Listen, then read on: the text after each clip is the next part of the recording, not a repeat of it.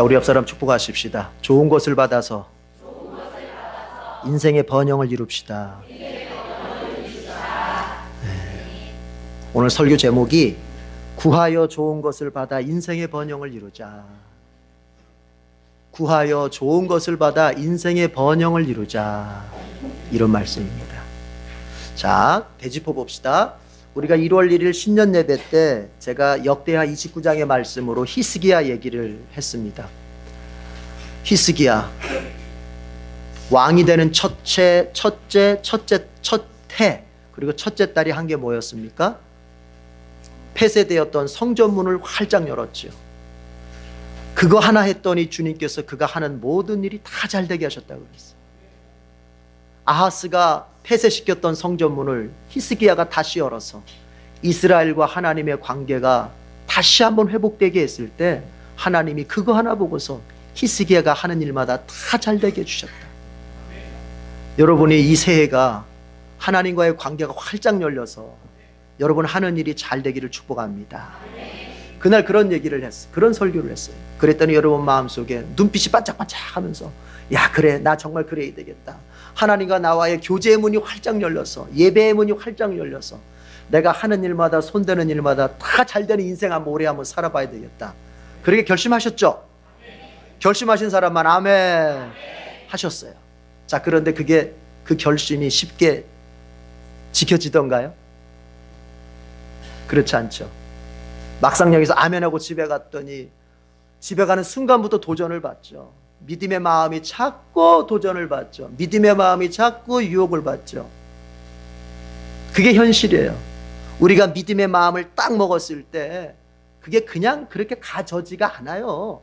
반드시 거기는 방해가 있고 장애물이 있고 유혹이 있고 도전이 있는 거예요. 이걸 알고 신앙생활해야 돼. 그래서 지난 금요 축복 1월달 축복 기도의 말씀으로 제가 다니엘서 1장을 가지고 다니엘 얘기를 하면서 다니엘이 마음을 먹었는데 믿음으로 살기로, 하나님 앞에서 믿음으로 살 것을 마음을 먹었는데 그 마음은 먹은 걸 실현하려고 했더니 어땠습니까? 이거 막히고 저거 걸리적거리고 장애물이 많고, 그렇지만 다니엘이 어떻게 합니까? 중간에 포기하지 않고 끝까지 자기의 마음 먹은 것을 끝까지 밀어붙여서 결국에는 주님께서 다니엘에게 그 많은 훈련받은 사람들 가운데서 가장 높은 자리, 가장 능력 있는 자로, 그래서 다니엘은 왕조가 바뀌는데, 나라가 바뀌는데, 바벨론에서 페르시아로 나라가 바뀌는데도 여전히 고위공직자가 되어서 왕에게 등용되는 그런 복된 삶을 살았다고 했어요. 중요한 게 뭐예요? 은혜를 받는 것 첫 단추요. 그러나 그것이 다가 아니에요. 그 받은 바 은혜를 내 일상 속에서 마음을 먹은 것을 지켜가는 것은 더 중요한 거예요. 은혜를 주시는 것은 하나님의 노릇이고 하나님의 역할이고, 받은 바 그 은혜를 내가 결심한 것을 지켜가는 것은 나의 노릇이고 나의 역할이다. 내가 해야 될 역할까지 주님 해주십시오 할 수는 없다. 마음 먹은 것을, 은혜 받은 그것, 은혜 받을 때에 먹었던 마음을 지켜가는 것은, 이것은 내 역할이다. 내 역할. 이건 남이 해줄 수 있는 게 아니에요. 목사가 해줄 수 있는 것도 아니에요. 여러분, 목사가 아무리 여러분을 사랑해도 여러분 대신해서 기도를 해줄 수 없고, 여러분 대신해서 믿음의 삶을 살 수는 없는 거예요. 그건 내가 해야 되는, 내가. 여러분이 이 올 한 해 신년 예배 때 들었던 그 말씀, 정말 내가 한번 히스기야처럼 하는 일보다 잘 돼야 되겠다. 주님과의 관계를 우선하면서 내가 하는 일마다 잘 돼야 되겠다. 이런 마음을 먹었으면 그 마음이 실현될 수 있도록 여러분의 마음을 늘 지켜가시기를 바랍니다. 잠언서 4장의 말씀을 옛날에 제가 설교했었습니다. 무릇 지킬 만한 것보다 내 마음을 지켜라. 왜요? 생명의 근원이 바로 그것에서 나기 때문이다. 마음을 지켜야 돼. 마음을 단속을 해야 돼요. 마음은 단속하지 않으면 헤벨레해져가지고 이게 그냥 흩어져 버리는 거예요. 마음. 그래서 책 제목 중에 그런 게 있잖아요. 어리석은 사람은 결심만 잘한다. 결심만 잘해. 해보자. 으쌰으쌰. 집에 가면서 잊어버려. 으쌰으쌰. 버스 타고 가면서 싹 사라져. 으쌰으쌰. 전철 타고 가면서 다 사라져. 그래서 어리석은 사람은 뭐만 잘한다? 결심만 잘한다. 지혜로운 사람은 결심을 지켜가는 거야. 지켜가는 걸 더 잘하는 사람. 오늘 여러분이 예배에 자러 오신 것은 바로 그 신년 예배 때 먹었던 마음을 지켜가는 그러한 모습인 줄로 믿습니다. 여러분, 하나님께서 인간의 대표라고 할 수 있는 아담과 하와를 창조하셨습니다. 그렇죠? 이제 하나님께서 우리의 형상을 따라서 우리의 형상과 모양을 따라서 사람을 만들자 하고는 아담을 만드시고 그리고 하와도 만드셨습니다. 그러니까 그건 뭘 말해요? 인간의 기원은 저기 진화론자들이 말하는 것처럼 단세포 동물, 무기물이 모여서 유기물이 되고, 유기물이 어쩌다 보니까 단백질 합성이 돼가지고 거기에서 단세포 동물 아메바가 나오고, 그 아메바가 쭉쭉쭉쭉 성장하다 보니까 이렇게 저렇게 거쳐서 결국 인간이 됐다. 원숭이 거쳐서 인간이 됐다. 인간의 기원을 갖다가 저기 하등 동물에다가 두는 이러한 진화론자의 주장이 우리의 기원이 아니라, 우리의 기원은 어디다? 하나님이다. 하나님. 그걸 말하는 거죠. 우리의 출발점은 바로 하나님이다. 그래서 하나님께서 자신의 형상과 모양을 따라서 우리를 사람을 만드셨다. 창세기는 그렇게 선포하고 있는 것입니다. 여러분의 기원, 여러분의 인생의 첫 출발은 하나님이십니다. 이걸 믿기를 바라요. 이걸 인정하는 게 중요한 거예요, 여러분. 자, 그런데 그것만 알면 안 돼. 하나님이 나를 지으셨구나, 하나님이 나의 창조주시구나, 이거 아는 것도 훌륭한데 이것만 알면은 이게 신앙생활에 재미가 없어요. 재미가 없어요. 여러분, 자, 이제 물어볼게요. 속으로 대답해 보세요. 하나님께서 그렇게 사람을 만드신 다음에 그 사람한테 제일 먼저 행하신 게 뭘까요? 궁금하죠? 궁금하셔야 돼. 그래야 돼요. 창세기로 가봅시다. 창세기는 찾기 쉬우니까 창세기 맨 앞에 가서 1장 28절을 보세요. 하나님께서 인간을 만드신 다음에 인간에게 제일 먼저 하신 게 뭔지 창세기 1장 28절을 보세요.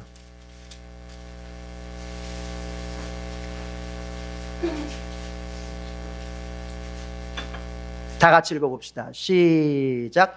하나님이 그들에게 복을 베푸셨다. 거기까지. 하나님이 아담과 하와를 통해서 인간을 창조하십니다. 제일 인간의 대표인 아담과 하와를 딱 창조하신 다음에 하나님이 그 인간에게 제일 먼저 하신 행동이 뭐냐면 복을 베푸시는 거예요. 복을 베푸시는 거예요. 여러분 기억합시다. 하나님이 인간에게 제일 먼저 하신 행동이 뭐라고요? 따라합시다. 복주심. 애우기 편하게. 복주심. 복주심.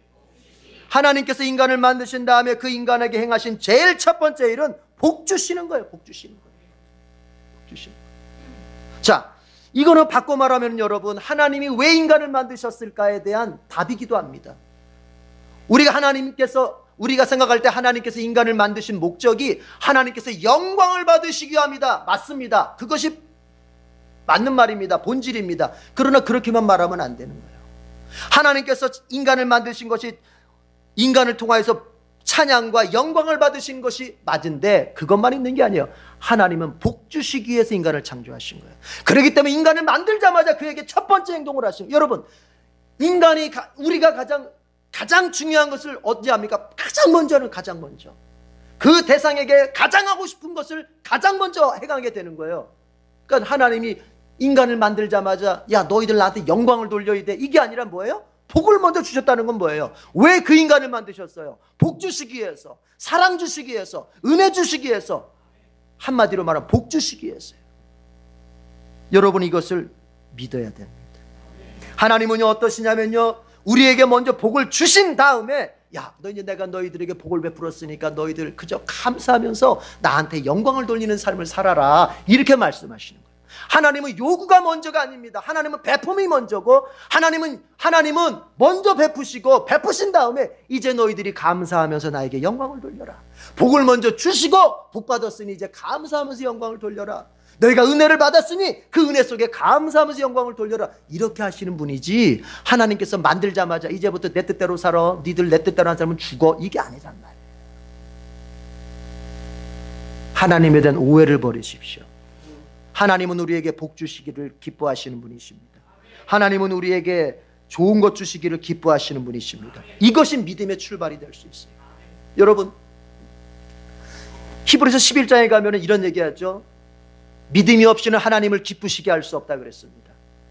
믿음이 없이는 하나님을 기쁘시게 할 수 없다. 그러면서 덧붙입니다. 무슨 믿음? 하나님께 나아가는 자는 반드시 두 가지를 믿어야 된다. 첫 번째가 뭡니까? 하나님의 살아계심을 믿어야 된다. 하나님이 존재하신다. 여기에 존재하신다. 우리 눈에 보이지 않는다. 우리 촉각으로는 만질 수 없습니다. 그렇지만 그분은 여기에 존재하시고 여기에 지금 계신다. 하나님이 살아계심을 믿어야 된다. 또 하나가 뭡니까? 하나님께 나아가는 자에게 반드시 상 주시는 분이심을 믿어야 한다. 여러분, 그 상이 뭐예요? 그게 바로 복을 말하는 거예요. 복. 바꿔서 말해도 돼요. 하나님께 나아가는 자에게는 하나님 반드시 복을 주신다는 것을 믿어야 된다는 거예요. 믿음이 없이는 하나님을 기쁘시게 할 수 없어요. 믿음이 있어야 하나님을 기쁘시게 할 수 있어요. 어떤 믿음이에요? 하나님의 살아계심을 믿어요. 그분이 나에게 지금도 함께 하심을 믿어요. 뿐만 아니라 내가 그분을 찾을 때, 내가 그분께 나아갈 때 하나님은 기뻐하며 나에게 복을 주시고 기뻐하며 나에게 상을 주시는 분이라는 걸 믿어야 된다는 거예요. 이게 믿음의 출발점이에요. 믿음의 출발점. 고상하고 뭐 어떤 행위적이고 이런 것 이전에 이 믿음이 기본적으로 있어야 돼요. 여러분, 믿습니까? 하나님 살아계심을 믿습니까? 하나님 오늘도 21세기에 나의 삶의 자리에 이 예배당뿐 아니라 내가 가는 가정, 내가 가는 직장, 내가 가는 학교, 거기 하나님 함께 계심을 믿습니까? 그리고 그 하나님 내가 찾을 때 하나님 내게 복 주시는 분임을 믿습니까? 하나님이 인간을 만들어 놓고 제일 먼저 인간에게 행하시는 행동이 복 주심이라는 것을 믿으십니까? 그걸 믿어야 비로소 신앙생활이 시작될 수 있는 거예요. 이게 믿음의 기초예요. 오늘 예수님께서 바로 하나님께서는 그렇게 복 주시는 분이시다. 하나님께서는 복 주시는 분이라고 하는 것을 어떻게 말씀하십니까? 하나님은 복 주시기를 기뻐하시는 분이시다. 우리에게 좋은 것을 주시기를 기뻐하시는 분이시다. 이걸 말씀하시게 예수님께서 오늘 마태복음 그 7장에 우리 본문의 하반절에 보면 뭐라고 말합니까? 너희 가운데서 아들이 빵을 달라고 하면 돌을 줄 사람이 어디에 있으며 생선을 달라고 하는데 뱀을 줄 사람이 어디 있느냐? 7장 9절 10절에서 그렇게 말하고 있습니다. 그래서 11절에 가서는 아예 이렇게 말씀하시죠. 너희가 악해도, 너 악해 빠졌잖아. 그래도 네 자녀한테는 좋은 것을 줄 알잖니? 하물며 너도 그러는데 네가 아무리 악한 인격을 가지고 있어도 네 자식한테는 좋은 거 주고 싶어하는 그 마음이 있잖아. 너 그런 사람이잖아. 하물며 하늘에 계신 그 아버지께서, 하나님 아버지께서 왜 자녀들에게, 구하는 사람에게 좋은 것을 주지 않겠느냐? 무슨 얘기입니까? 하나님은요, 우리에게 좋은 것을 주기를 기뻐하시는 분이에요. 아니, 원하시는 분이에요. 그래서 인간을 만들자마자 제일 먼저 하는 게 뭐예요? 복을 주시는 거예요. 복을. 여러분 안에 이 믿음이 있기를 바랍니다. 생선을 달라고 하는데 뱀을 준다. 돌을 달라고 하는, 빵을 달라고 하는데 돌을 둔다. 여러분, 이스라엘에는요, 이스라엘 사람들이 먹는 빵하고 냇가에 있는 돌멩이가 비슷하게 생겼답니다. 얼핏 보면은. 주석가들에 의하자면은 이스라엘 사람들이 먹는 빵하고 우리가 오늘날 파리바게트에서 먹는 빵하고 좀 다르겠죠. 그 빵하고 이스라엘 냇가나 이런 데 굴러다니는 돌멩이가 비슷하게 생겼다는 거예요. 그럼 예수님이 그걸 염두에 두고 하시는 말씀. 자녀는 배고파서 아버지 나에게 빵 좀 주십시오 했더니 아버지가 냇가에 가가지고 빵하고 비슷한 돌멩이 하나 주워다가 자, 얘다 빵이다. 무슨 얘기입니까? 하나님은 우리를 가지고 노시는 분이 아니에요. 하나님은 우리를 속이시는 분이 아니라고요. 복이 아닌 걸 주면서 복처럼 이렇게 하시는 분이 아니라고요. 하나님은 우리에게 필요한 것이 뭔지를 아십니다. 하나님은 우리가 정말 있어야 할 것이 뭔지를 아십니다. 반드시 그걸 주시는 거예요. 반드시 그거를 갖다가. 하나님이 내 필요를 모르시면 어떡하지?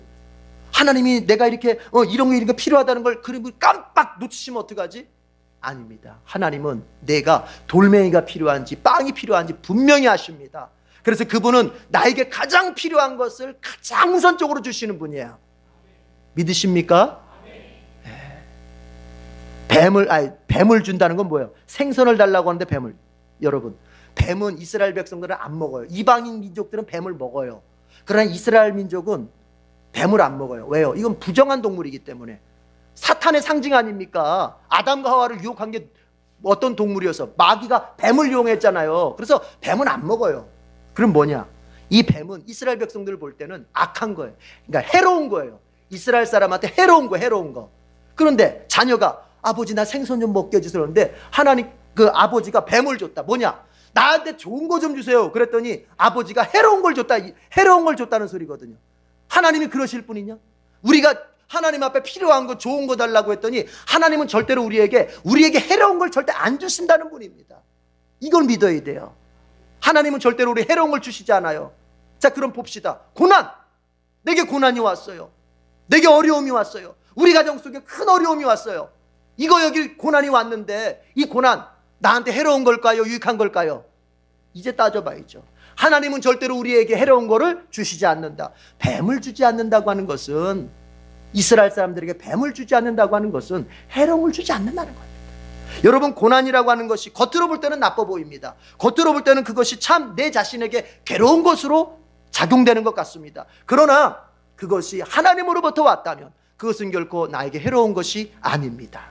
그것이 나에게 유익한 것이기 때문에 하나님 주시는 겁니다. 그것이 나에게 필요한 것이기 때문에 나에게 주시는 것입니다. 그것이 있어야만 내가 믿음이 성장하고 삶의 길이 열리기 때문에, 그것이 있어야만 어쩌면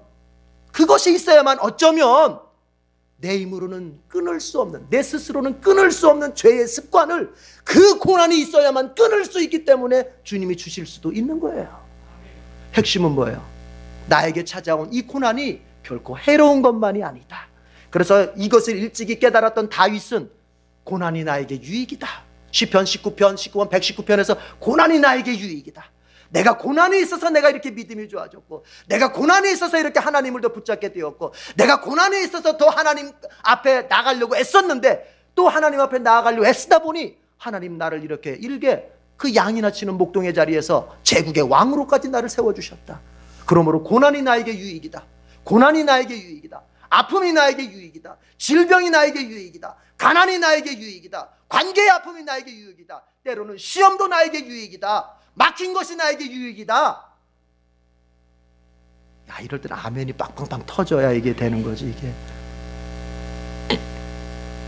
그래요. 속으로 아멘 하셨죠?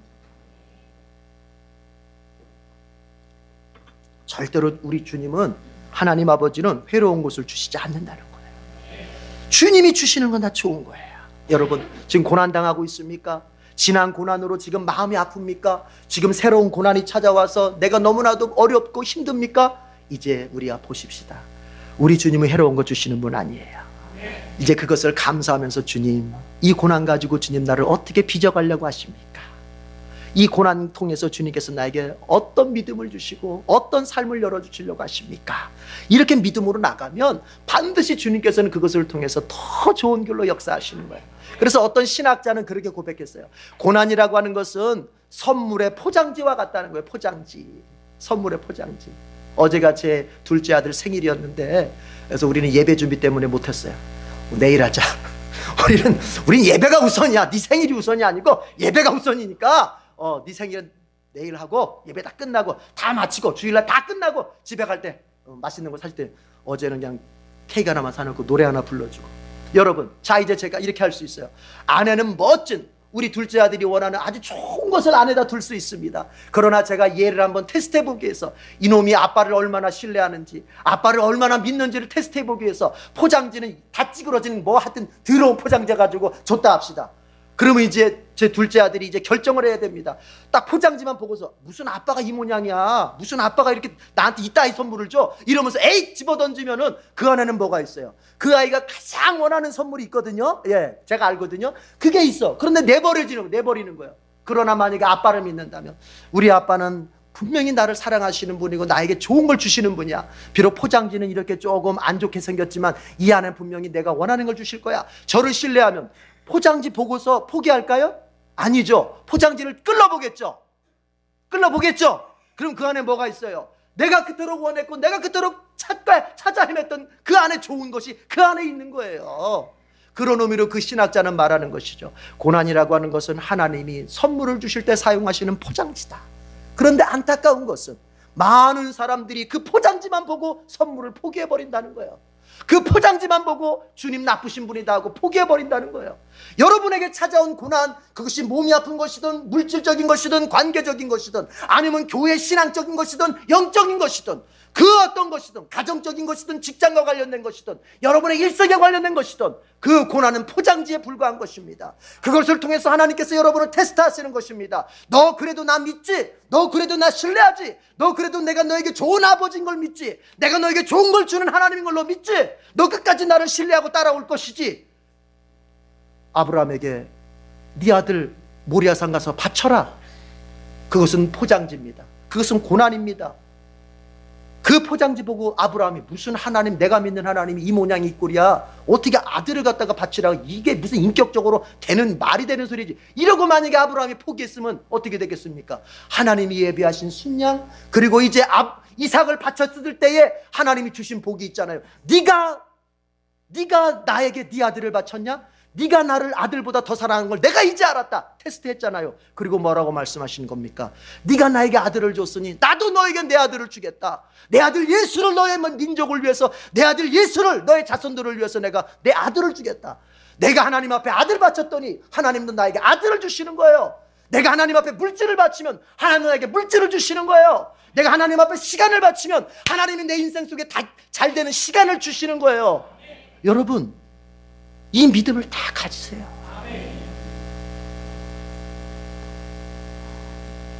그래서 우선은 먼저 우리가 이것을 다 붙잡고 가야 돼요. 하나님은 나에게 복 주시기를 기뻐하시는 분이시다. 자, 옆 사람과 같이 한번 축복하십시다. 하나님은 당신에게 복 주시기를 기뻐하십니다. 아멘. 오늘 이것을 아멘으로 고백한 사람은 어두움이 다 물러가고 저주가 다 물러가고 이제 안 좋았던 일도 좋은 일로 다 바뀔 줄로 믿습니다. 여러분, 신자에게는요, 인생의 반전의 기회가 반드시 주어집니다. 하나님의 자녀에게는요, 잘 안 될 때도 있죠. 그러나 그것을 뒤집을 수 있는 반전의 기회가 반드시 주어지는 거예요. 오늘 우리가 읽었던 역대하 말씀이 바로 그것입니다. 우리가 앞에서 역대하 7장의 말씀을 읽었습니다. 이제 하나님께서 이렇게 말씀하십니다. 13절에 보니까 내가 하늘을 닫고 비를 내리지 아니하고 메뚜기를 시켜서 땅을 황폐하게 하거나 나의 백성 가운데 연병이 돌게 할 때, 이건 뭐예요? 배경입니다. 이제 이스라엘 백성들이 하늘이 닫히고 비를 내리잖아요. 그러면 그들은 농사를 지어서 먹고 사는 사람인데, 농사가 유일한 경제력인데 하늘이 닫히고 비가 내리잖아. 그러면 그들의 경제는 완전히 망가지는 거예요. 경제는 먹고 살 길이 없어요. 그들은 처자식을 먹이 살릴 살 수 없어요. 일터가 다 없어지는 거예요. 자신의 생계들을 이어갈 수가 없는 거예요. 하늘이 닫히고 비가 안 내리면. 그렇게 경제적으로 어렵습니다. 그래서 가정들은 경제가, IMF 때 보니까 이혼율이 가장 높았대지 않습니까? 경제가 어려워지니까 가정이 다 붕괴돼 버려. 사람들이 다 방황하며 떠돌아다녀, 먹을 거 찾아서. 이게 나라가 온통 엉망이 되는 거예요. 그러니까 국가적으로 경제가 어려워지더라도, 이런 얘기예요. 따라합시다. 국가적으로 경제가 어려워지더라도, 이런 상황이요. 우리 젊은이들 취업이 안 돼요. 일하고 싶은데 일자리가 없어. 정말 일하고 싶은데, 그것 때문에 내가 여태까지 스펙도 쌓고 열심히 공부했는데 일자리가 안 나. 일자리가 그렇게 어려울지라도, 또 때로는 병이 옵니다. 병이라는 건 뭐예요? 인간의 힘으로는 감당할 수 없는 삶의 짐을 말하는 거예요.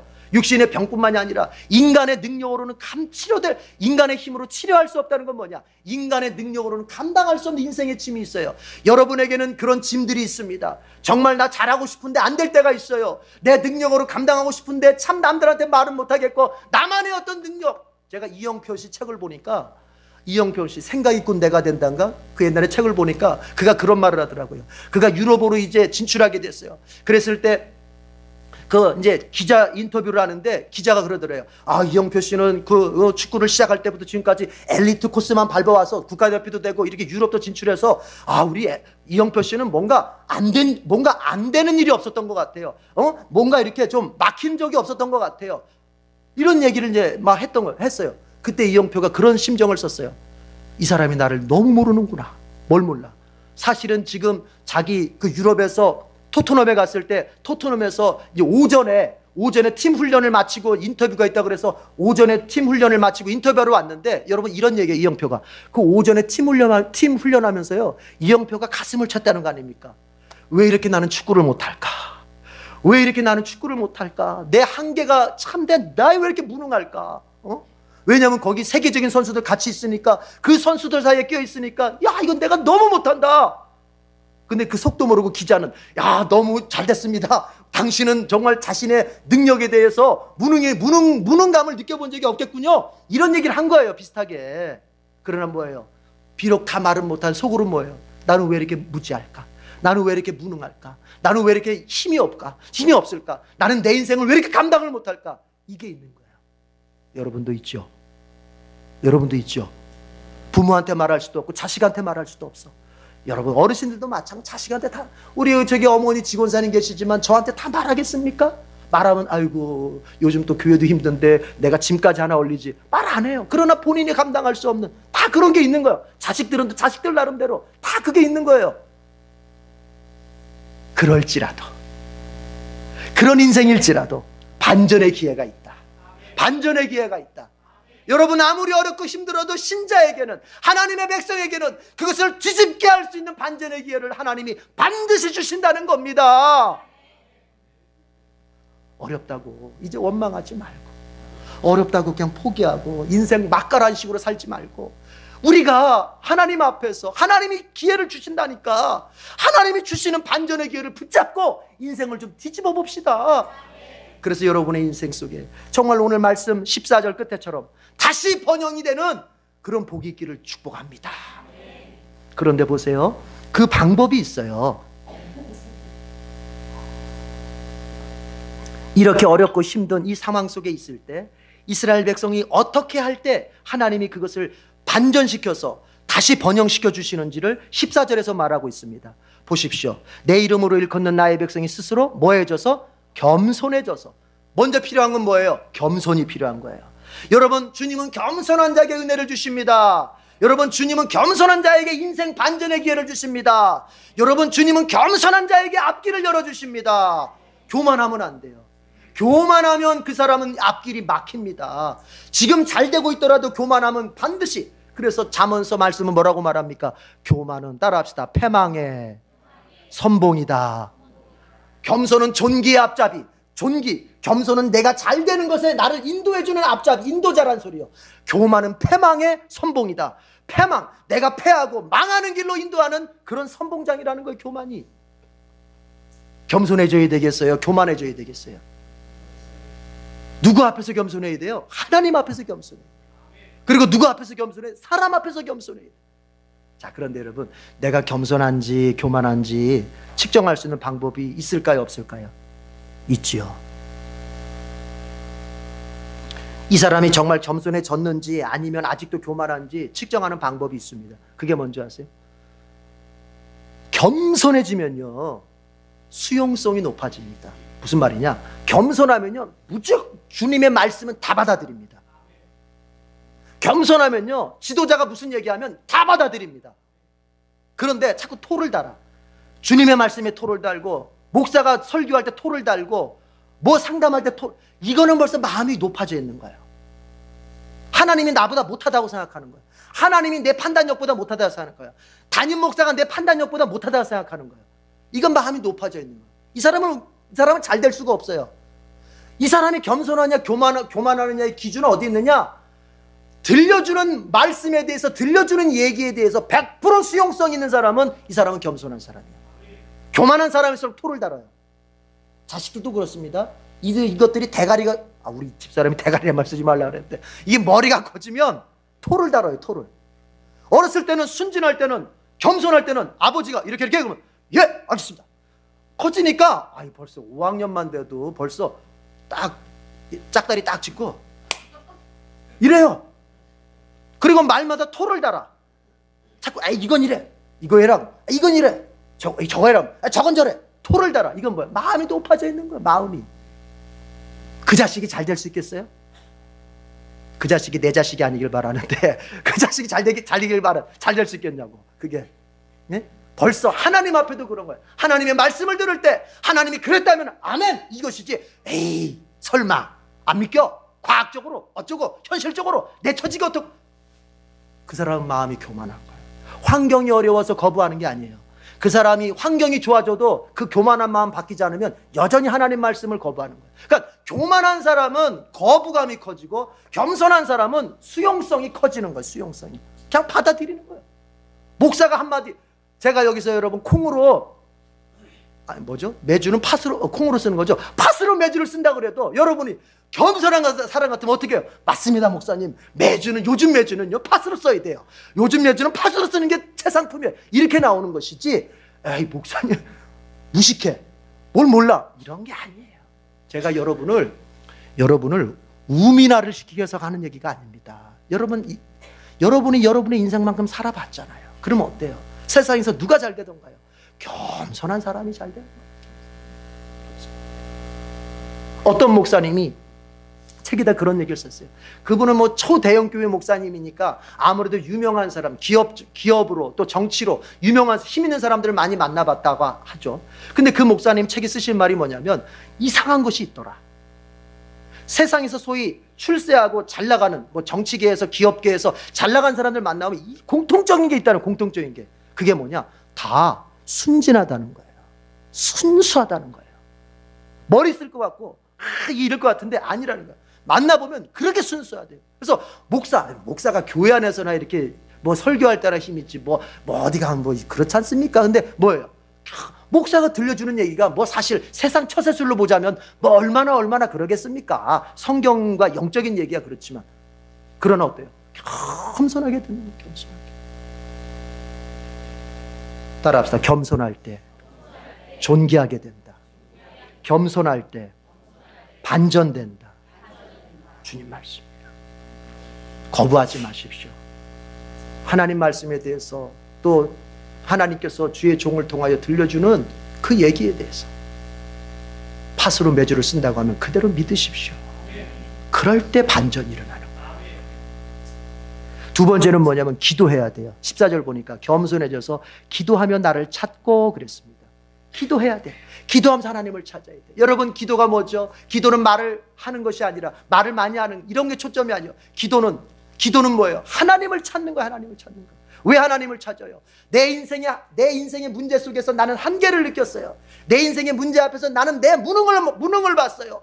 이 어려운 상황에 대해서 나는 어찌할 바를 몰라 하는 내 자신의 한계를 봤어요. 그리고 이제 누굴 찾아요? 하나님을 찾아요. 아버지를 찾아요. 그것은 마치 여러분의 자녀들이 자기 힘으로 해보려고 하다가 어떤 문제를 해보려고 하다가 안 됐을 때 아빠, 엄마, 형 도와주세요. 뭐예요? 내 한계를 봤기 때문에. 그래서 기도한다고 하는 건 뭐냐? 주님, 나는 이렇게 부족합니다. 기도한다고 하는 건 뭐예요? 주님, 나는 이렇게 무능합니다. 내 인생이지만 내 인생 마음대로 할 수 없고 나에게 찾아온 문제지만 내 힘으로 할 수 없습니다. 아버지여, 나를 도와주시옵소서. 그래서 기도하는 사람은 겸손한 사람이에요. 왜요? 나 자신을 벌써 낮췄어요. 그러나 기도하지 않는 사람은 교만한 사람이요, 자기 힘으로 할 수 있다고 생각하는 사람이요, 자기 능력으로 할 수 있다고 생각하는 사람이요. 아닙니다. 여러분, 기도해야 돼요. 기도해야 돼요. 내 힘으로 하려고 하지 말고 아버지의 힘으로.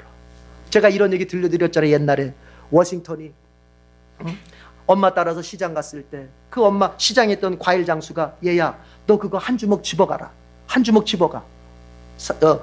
아줌마가 그냥 공짜로 줄 테니까 그 열매 한 주먹 집어가라. 그러니까 워싱턴이 집었어요, 안 집었어요? 안 집었잖아요. 안 집었잖아요. 그러니까 어떻게 합니까? 그 아줌마가 하도 집어내 안 집어내니까 나중에 장사꾼이 자기가 한 줌 쥐어가지고 이게 주머니에다 넣어주지 않습니까? 그래서 집에 돌아오는 길에 엄마가 물어요. 야, 워싱턴아, 또 그때 그 사장님이 너 한 줌 지라고 할 때 빨리 감사합니다 하고 질 것이지 왜 안 줬어? 그 미안하기 싫이, 무안하기 싫이. 워싱턴이 뭐라 그래요? 엄마, 내 손보다 그 아줌마 손이 더 크잖아요. 그 고사리 같은 손으로 집어봤자 얼마나 되겠어? 그럼 내가 안 집으면 누가 집어줘? 그 사장님이 집어주면 한 줌만이야. 이게 지혜로운 거지. 뭐 여러분 뭐 능력이 얼마나 있다고, 그 뭐 고사리 같은 손으로 만지면 뭘 얼마나 하겠다고. 하나님의 손길이 함께하고 하나님의 능력이 함께하고 하나님의 지혜가 함께하고 하나님이 내 인생을 만져주실 때 내가 되는 것이지. 이게 믿음이에요. 그런 사람, 그 믿음을 가진 사람이 기도를 하게 되는 거예요. 그랬더니 주님께서 반전의 기회를 주시는 거예요. 여러분, 오늘 마태복음 7장의 말씀이 뭘 염두에 둡니까? 그 기도하라는 거예요. 구하라, 그럼 내가 주겠다는 거예요. 하나님께서 찾아라, 그러면 찾도록 도와주겠다는 거예요. 너 기도로 문을 두들겨라. 인생의 문, 문제의 문 두들겨라. 그러면 하나님이 열어주시겠다는 거예요. 기도 응답을 약속하시는 거예요. 어떻게 또 하나님이 자신의 속을 뒤집어 보여야 됩니까? 너희들이 구할 때 주겠다, 너희들이 찾을 때 찾게 해주겠다, 너희들이 문을 두드릴 때 반드시 열어주겠다고 하시는 이 주님의 마음을 얼마나 더 속을 뒤집어 보여야 돼가 여러분 기도하시겠어요? 주님은 그렇게 기도의 응답을 약속해 주시는 거예요. 이걸 탁 믿으시고 기도하시기 바랍니다. 우리 내일부터 신년 특별 저녁 기도합니다. 여러분, 겸손한 사람은 내일 나을 것이요, 정말 자신의 무능을 깨닫고 자신의 인생을 자신의 힘으로 할 수 없음을 아는 사람은 이제 내일 저녁부터 나와서 기도할 것입니다. 하나님 앞에 매달리며 기도할 것입니다. 하나님 도와달라고 울며 불며 주님 앞에 기도할 것입니다. 우리 주님은 반드시 그 사람을 도와주세요. 그 혈루병 걸린 여인이 이제 너무 부끄러워서 주님 앞에 가서 어찌할 말도 못하고, 왜냐하면 부임 당시에 이 혈루병, 여자가 피를 흘리는 병은 이게 부정한 병이었기 때문에 이 겉으로 드러낼 수도 없어요. 그런데 그 여인의 마음속에 믿음이 있었어요. 어떤 믿음? 내가 비록 주님 앞에 가서 떳떳하게 말할 수 있지는 없지만 내가 주님의 옷자락이라도 한번 잡으면 분명히 내 병이 나을 것이다. 이게 믿음이에요. 주님의 옷자락만 만져도 나는 나을 것이다. 여러분, 이게 뭐예요?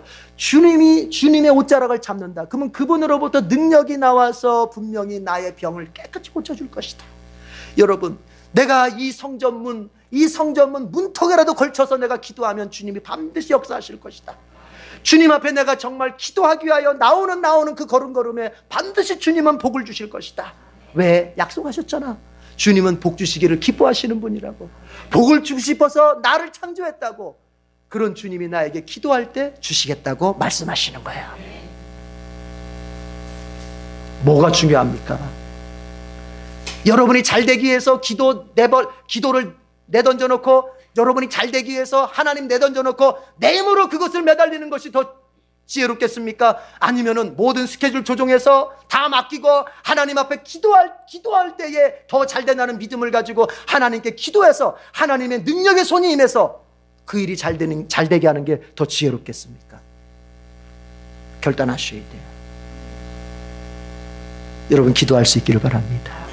기도하면 우리 주님께서 반드시 응답해 주시고 역사해 주시는 거예요. 마지막으로 뭐냐면 악한 길에서 떠난다는 것입니다. 악한 길에서 떠나야 돼요. 악한 길이라고 말하는 것은 죄를 말하는 것이죠. 여러분, 주님 보시기에 내가 아름답지 못한 인생의 부분이 있거든. 내가 신자로서 살지 말아야 될 부분이 내가 예전에 몰랐는데 요즘에는 자꾸 주님이 나에게 깨닫게 하신다 믿어지거든. 이제 그 길에서 떠나려고 애쓰십시오. 그 길에서 떠나십시오.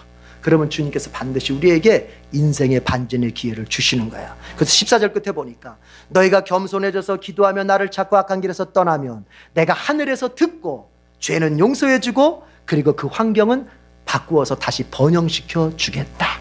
하늘이 닫혀 비가 내리지 않고 메뚜기가 모든 것을 갉아먹어서 황폐해졌다 할지라도, 또 너희의 몸이 질병이 있고 너희의 인생 가운데 너희가 감당할 수 없는 짐에 짓눌려 있다 하더라도 너희들이 겸손해져서 내 말을 다 수용하고 너희들이 기도하며 나를 찾고 내가 보기에 악한 길에서 떠나려고 했으면, 신앙생활 내가 잘못했던 그 길에서 떠나려고 했으면 내가 너희의 인생 가운데 반전의 기회를 반드시 주겠다.